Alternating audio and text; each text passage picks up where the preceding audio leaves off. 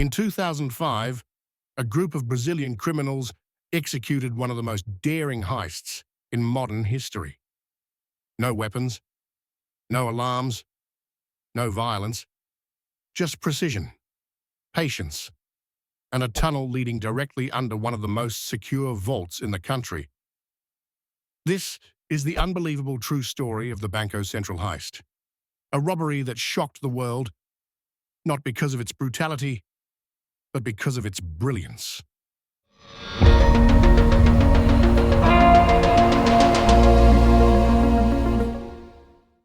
Welcome to Criminal Blueprints. The story begins in Fortaleza, a bustling city in northeastern Brazil. A group of men, appearing completely ordinary, rented a modest house in a quiet neighborhood just 2 blocks from the Banco Central branch. They claimed to run a landscaping company called Grama Sintética, synthetic grass. They had business cards, a company logo, a telephone line, and even a website. From the outside, everything looked legitimate, but underground, something else was happening. For 3 months, the gang worked day and night to dig a tunnel from the rented house to the bank's vault. The tunnel was 78 meters long, almost the length of a football field. But this wasn't some amateur hole in the ground. It was a masterpiece, 2.5 meters deep, lined with wood and plastic, fully ventilated and equipped with lighting. They even removed the soil little by little and scattered it to avoid suspicion. The level of organization and engineering involved was staggering. It was later discovered the gang included former convicts, electricians, tunneling experts, and even a man with experience in underground mining. On the weekend of August 6, 2005, when the bank was closed for a long holiday, the team made their move.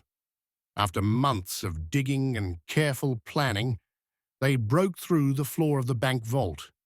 Inside were stacks of 50 real notes, the smallest denomination, making them untraceable. They didn't trip a single alarm. They left no fingerprints. No one saw or heard anything.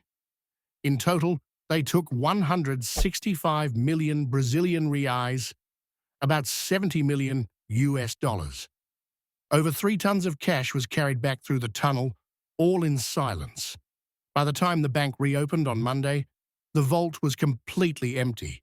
The police were stunned. There were no signs of forced entry. It looked like the money had simply vanished. The investigation began immediately, but the criminals had a solid head start. The tunnel took months to dig and just hours to escape through. Soon, however, mistakes started to emerge.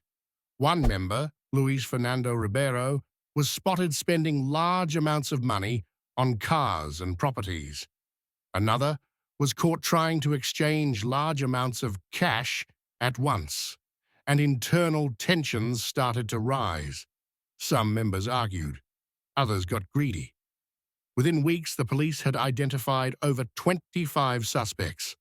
Eventually, more than 8 were arrested, including the supposed mastermind, Antonio Jusivan Alves dos Reis, a former bank employee. But even with arrests, the money was gone. Out of the original $70 million, less than $10 million was ever recovered. The rest? Likely laundered, hidden, or still circulating in Brazil's underground economy. The Banco Central heist remains one of the largest and most sophisticated robberies in history. It was a crime pulled off with surgical precision, built on silence, discipline, and engineering. But it also reveals a hard truth. Even the most brilliant blueprint can't protect you from human error. From greed, ego, and poor judgment, some of the masterminds are still missing. Some are free today, and the majority of the money still unaccounted for. Was it the perfect crime, or just one that got close? This has been Criminal Blueprints, where we uncover the world's smartest crimes one plan at a time. Subscribe and join us for the most genius crimes ever committed. Every week, a new plan unfolds.